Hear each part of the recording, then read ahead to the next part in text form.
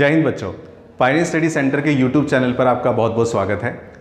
आज की क्लास में हम लोग चर्चा करेंगे ट्रीटमेंट ऑफ स्पोर्ट्स मटेरियल। अगर कोई नॉन प्रॉफिट ऑर्गेनाइजेशन साल के दौरान कुछ स्पोर्ट्स मटेरियल परचेज करती है, कुछ सेल कर देती है, कुछ यूज कर लेती है, तो हमें सीखना है इस टॉपिक में कि अगर मान के चले कोई एनपीओ यानी कि नॉन प्रॉफिट ऑर्गेनाइजेशन ने साल के दौरान स्पोर्ट्स मटेरियल खरीदा, कुछ बेच दिया, तो ये कैलकुलेट करना सीखना है कि साल के दौरान कितना स्पोर्ट्स मटेरियल उस ऑर्गेनाइजेशन ने यूज किया होगा। इसके लिए हमें क्या करना होगा, एक अकाउंट बनाना पहले शुरू करना होगा, एक अकाउंट बनाना सीखना होगा। उस अकाउंट का नाम है क्रेडिटर्स अकाउंट। ये अकाउंट 11th क्लास में भी आपने करा था। थोड़ा सा डिस्क्रिप्शन बस बताना है, ज्यादा कुछ नहीं है। इस अकाउंट के आधार पे ही हम लोग मेन कैलकुलेशन इस क्वेश्चन की कर पाएंगे। पहली बात तो समझिए, क्रेडिटर अकाउंट कौन सा अकाउंट है। क्रेडिटर हमारे लिए याद रखिए एक लायबिलिटी है, और जब भी हम किसी लायबिलिटी का अकाउंट बनाते हैं तो याद रखिए लायबिलिटी बढ़ती है तो इस तरफ, घटती है तो इस तरफ। जब मैं क्रेडिटर अकाउंट बनाऊंगा इस टॉपिक में, जो भी क्वेश्चन करा रहा हूं उसमें या किसी भी क्वेश्चन में, तो क्रेडिटर्स अकाउंट बनाते समय याद रखिएगा क्रेडिटर्स का जो भी बीडी बैलेंस होता है बच्चों, वो यहां पे लिखते हैं, क्रेडिटर का बीडी बैलेंस।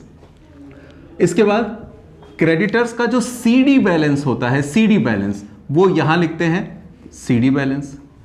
इसके बाद किसी वजह से भी क्रेडिटर्स अगर बढ़ते हैं साल के दौरान तो इधर लिखा जाएगा, और किसी वजह से भी क्रेडिटर अगर घटते हैं तो इस तरफ लिखा जाएगा।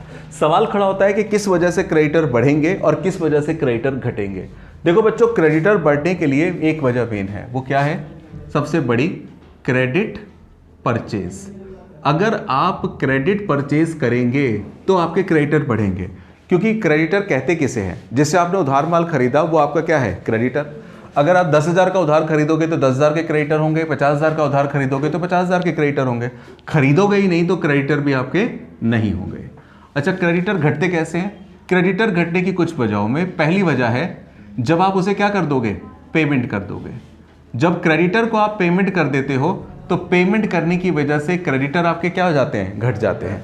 भाई मैंने किसी से 50,000 का उधार माल खरीदा, 40,000 रुपए की पेमेंट कर दी, तो जब खरीदा था 50,000 का तो 50,000 के क्रेडिटर थे।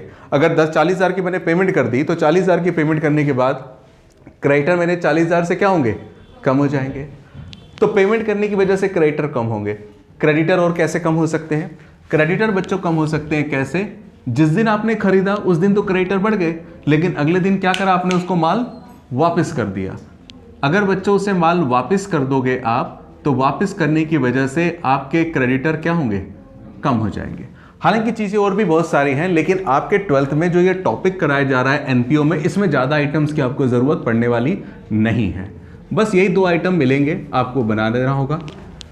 ये अकाउंट हम बनाते कैसे हैं और क्यों बनाते हैं, इसके बारे में समझिए। कैसे बनाते हैं ये तो बताया मैंने, क्यों बनाते हैं? दरअसल हमें कुछ क्वेश्चनों में ना ये पता लगाना होता है कि हमारी ऑर्गेनाइजेशन ने साल के दौरान कितना क्रेडिट में परचेज किया, कितना साल के दौरान हमने खरीदा उधार, कितना क्रेडिट परचेज किया। ये कैलकुलेट करने के लिए हम लोग ये क्रेडिटर्स अकाउंट बनाते हैं। अब इसका यूज कैसे होगा, एक क्वेश्चन में ले रहा हूं, वो क्वेश्चन आपके एग्जाम में आया हुआ है 2018 में, उसको लेते हैं, उससे इस अकाउंट को मैं सही से समझाता हूं। लिखिएगा जरा, मैं क्वेश्चन कर रहा हूं। चलिए क्वेश्चन देखते हैं जरा। क्वेश्चन आपके सामने जरा देखिएगा। क्वेश्चन है, calculate the amount of sports material to be transferred to income and expenditure account. उसने बोला है कि स्पोर्ट्स मटेरियल का कितना सामान, कितनी वैल्यू हम ट्रांसफर करेंगे किसमें? इनकम एंड एक्सपेंडिचर अकाउंट में। इस लाइन में पहले एक बात दिमाग में बिठा लीजिए कि इनकम एंड एक्सपेंडिचर अकाउंट में हम लोग वो अमाउंट ट्रांसफर करते हैं जो हमने खर्च किया। जो हमने खर्च किया उसे हम लोग इनकम एंड एक्सपेंडिचर अकाउंट में ट्रांसफर करेंगे। वो कैसे, मैं बताता हूं अभी। Calculate the amount of sports material to be transferred to income and expenditure account of Raman Bhalla sports club. यानी कि कौन सी ऑर्गेनाइजेशन है? स्पोर्ट्स की ऑर्गेनाइजेशन है, और उस ऑर्गेनाइजेशन का नाम रमन भल्ला है। कोई भी भल्ला, उससे कोई फर्क नहीं पड़ता। फॉर द ईयर एंडेड 31 मार्च 2019। अच्छा, हर क्वेश्चन को करते समय यह देखना बहुत जरूरी हो जाता है आपके लिए कि साल खत्म कब हुआ है, ईयर कब एंड हुआ है? 31 मार्च 2019 को। तो शुरू कब हुआ होगा? 31 मार्च 2019। ये साल खत्म हुआ 31 मार्च 2019, तो इससे पिछला वाला साल कब खत्म हुआ होगा, ऐसे पूछ रहा हूं। 31 मार्च 2000। अच्छा, ये करंट ईयर कौन सा होगा? 2018-19। पक्का, ठीक है। अच्छा अब देखिए जरा क्वेश्चन में क्या बोल दिया है। क्वेश्चन में बोला है बच्चों, sports material sold during the year, साल के दौरान हमने स्पोर्ट्स मटेरियल बेचा। बुक वैल्यू कितनी है 50,000 और कितना लिखा हुआ है 56,000। क्या मतलब है बच्चों, हमने 50,000 वाला स्पोर्ट्स मटेरियल 56,000 में क्या कर दिया, निकाल दिया।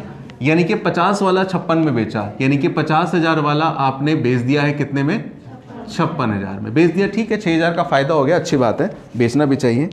अच्छा और क्या लिखा हुआ है, amount paid to creditors for sports material, हमने साल के दौरान स्पोर्ट्स मटेरियल के जो क्रेडिटर्स हैं उनको पेमेंट करी है 91,000। और क्या लिखा हुआ है, cash purchase of sports material, हमने साल के दौरान कितना कैश में खरीदा। अच्छा और देखिएगा, स्पोर्ट्स मटेरियल एज ऑन 31 मार्च 2018 50,000 है और 31 मार्च 2019 को कितना है 55,000 है। ये क्या दे रखा है आपको, उसका स्टॉक दे रखा है। यानी कि ओपनिंग स्टॉक कितना दे रखा है बच्चों 50,000, क्लोजिंग स्टॉक कितना दे रखा है, क्लोजिंग स्टॉक कितना दे रखा है 55,000 दे रखा है। ओपनिंग 50 है, क्लोजिंग 55 है। Creditors for sports material as on 31 March 37,000। Creditor का बैलेंस भी दे रखा है बच्चों, क्रेडिटर का बैलेंस कितना दे रखा है शुरू में 37,000 तो शुरू में है और 45,000 लास्ट में है। और क्या दे रखा है, बस इस क्वेश्चन में पहला काम हमें क्या करना है वो सुन लीजिए। पहला काम तो ये करना है बाय डिफॉल्ट के छोटा सा पहले प्यारा सा एक अकाउंट बनाएंगे, उस अकाउंट का नाम होगा क्रेडिटर्स अकाउंट। क्रेडिटर्स अकाउंट बनेगा, अभी मैंने जस्ट फॉर्मेट बताया था। अच्छा क्रेडिटर अकाउंट में मुझे बताइए, क्रेडिटर अकाउंट में ये हमारी होती है, याद रखिए क्रेडिट साइड, ये हमारी है डेबिट साइड। कैसे लिखते हैं, ये अपनी डेबिट साइड है, ये क्रेडिट साइड है। क्या बताया गया था फॉर्मेट, सबसे पहले क्या लिखना है यहाँ पे, बाई बैलेंस बीडी। किसका बैलेंस, जिसका अकाउंट बना रहे हैं उसका बैलेंस।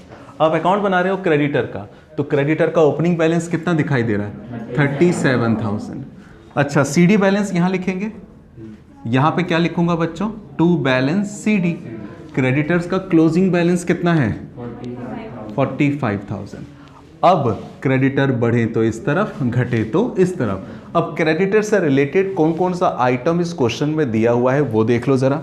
यहाँ पे लिखा है बच्चों, cash amount paid to creditors of sports material या for sports material. Sports material के जो क्रेडिटर हैं उनको हमने पेमेंट करी है, कितने की, तो पेमेंट करने से क्रेडिटर बढ़ जाएंगे या घट जाएंगे, घट जाएंगे। तो यहाँ पे लिख देंगे टू बैंक अकाउंट पेड, कितना पे किया, और क्रेडिटर के बारे में कुछ भी बताया नहीं है।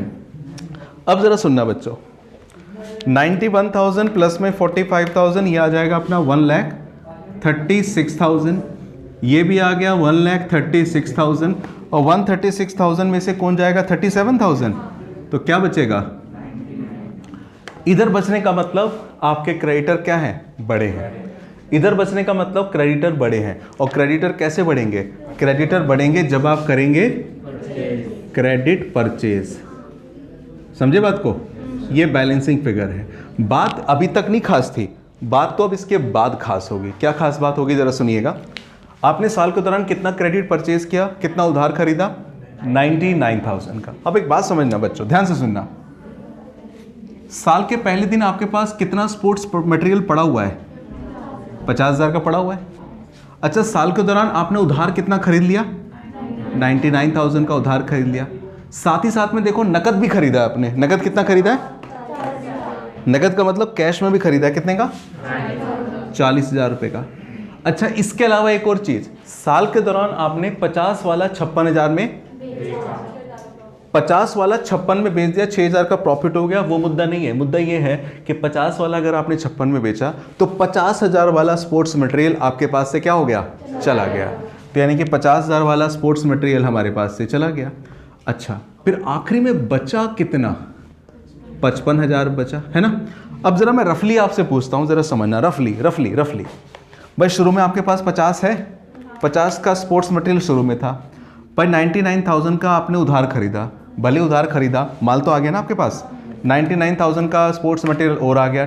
फिर 40 का आपने क्या खरीदा था, नकद खरीदा था, ये भी आपके पास टोटल आ गया, यानी कि टोटल आपको पास कितना आ गया, 1,89,000 का आ गया था। अभी मैं करके भी लिखित में बताऊंगा। फिर उसमें से 50 वाला आपके पास से क्या हो गया, चला गया। तो 50 वाला अगर चला गया तो उसके बावजूद भी 139 का बचना चाहिए, लेकिन बचा कितना है केवल, तो इसका मतलब 55,000 का ही बचा है, यानी कि 84,000 का स्पोर्ट्स मटेरियल ऐसा है जो साल के दौरान आपने क्या कर लिया होगा, कंज्यूम कर लिया होगा अपने स्पोर्ट्स क्लब में। इसको मैं समझाता हूँ, देखिए कैसे, देखिएगा ज़रा। सबसे पहले मुझे बताओ opening stock of sports material, sports material का ओपनिंग स्टॉक कितना होगा भाई, 50। देखिए ये समझ लीजिए कि 50,000 रुपये का सामान मेरे पास पहले से पड़ा हुआ है, इसमें ऐड करते हैं क्या, जो आपने साल के दौरान खरीदा, purchase made during the year, साल के दौरान जो भी खरीदा, उसमें कैश परचेज और क्रेडिट परचेज दोनों को क्या कर देते हैं, ऐड कर देते हैं। यानी कि 99,000 का उधार खरीदा, 40,000 का कैश में खरीदा, तो टोटल कितना खरीदा, 139 का, बोलो बच्चों। तो 50 का तो अपने पास पहले से था, 139 वाला हमने और ख़रीदा, तो टोटल मेरे पास हो कितना गया, टोटल मेरे पास हो गया 1,89,000 का अपने पास हो गया। 189 का अपने पास था, खुशी की बात थी, लेकिन हमने क्या करा, कुछ पार्ट हमने साल के दौरान बेच दिया, यानी कि मैं लिखूंगा यहाँ पे book value of sold part, जो पार्ट बिक गया उसकी बुक वैल्यू। कितने वाला हिस्सा बेचा आपने, 50,000 वाला बेच दिया, तो भैया बेच दिया तो कोई दिक्कत नहीं, फिर भी आपके पास 139 का तो बचना चाहिए कि नहीं बचना चाहिए, बोलिए, बचना चाहिए कि नहीं बचना चाहिए। 189 में से 50 वाला निकल गया, 189 में से 50 वाला निकल गया, तो फिर भी आपके पास 139 का बचना चाहिए। लेकिन देखिए क्या आपके पास 139 का बच रहा है, क्लोजिंग स्टॉक आपके पास जो बच रहा है, closing stock of sports material, वो कितना बच रहा है, 55 का ही बच रहा है। तो 139 में से 55 का ही बच रहा है, इसका मतलब 84,000 का स्पोर्ट्स मटेरियल साल के दौरान आपने क्या कर लिया, कंज्यूम कर लिया, यानी कि इसे बोलेंगे कंजम्पशन ऑफ स्पोर्ट्स मटेरियल, यानी कि इतना स्पोर्ट्स मटेरियल साल के दौरान आपने क्या किया, कंज्यूम। अब उसने क्वेश्चन में ये भी पूछा है कि इसे आप इनकम एंड एक्सपेंडिचर अकाउंट में कैसे शो करोगे, तो वो समझ लीजिए। जब आप बनाएंगे क्या अपना इनकम एंड एक्सपेंडिचर अकाउंट, तो देखना बच्चों उसमें क्या होगा, कैसे, ये साइड होती है आपकी इनकम और ये वाली साइड होती है एक्सपेंडिचर। ये सारा कुछ नहीं लिखने की जरूरत है, इसका तो वर्किंग नोट बना दिया। कितना कंजम्पशन हुआ, 84,000, वो एक्सपेंडिचर में लिख देंगे। क्या लिखेंगे भला, कंजम्पशन ऑफ स्पोर्ट्स मटेरियल, कितना स्पोर्ट्स मटेरियल कंज्यूम हो गया, 84,000, ठीक है। ये तो एक बात, और सबसे खास बात, आपने 50,000 वाला सब्सक्रिप्शन कितने में बेचा है, 6,000 का फायदा हुआ, तो यहां पे लिख देंगे क्या हम लोग, gain on sale of sports material. 56,000 का बेचा उसको जिसकी औकात 50,000 थी, यानी कि बेचने पर हमें पूरे 6,000 का क्या हो गया, फायदा। ये क्वेश्चन बहुत बहुत बहुत इंपॉर्टेंट है, ये ट्रीटमेंट बहुत इंपॉर्टेंट है। जरूरी नहीं है कि वो स्पोर्ट्स मटेरियल के लिए आए, हो सकता है स्टेशनरी के लिए आए या किसी और चीज़ के लिए आए। नोट करके रखिएगा, मैं आगे बताता हूँ, हालांकि ये इंपॉर्टेंट है बहुत।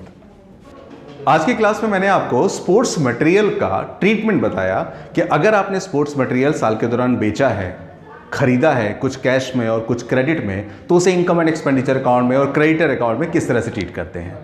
इस वर्ष के लिए एक क्वेश्चन बहुत इंपॉर्टेंट है, इस तरह के क्वेश्चन आप सैंपल पेपर से ज़रूर करें, समझिए। इस चैनल पे जो भी चीज़ें आपको कराई जा रही हैं, अगर आपको समझ में आ रही है तो आप हमारे चैनल को सब्सक्राइब कीजिए, लाइक कीजिए और अपने फ्रेंड्स में इन्हें शेयर कीजिए। Thank you very much.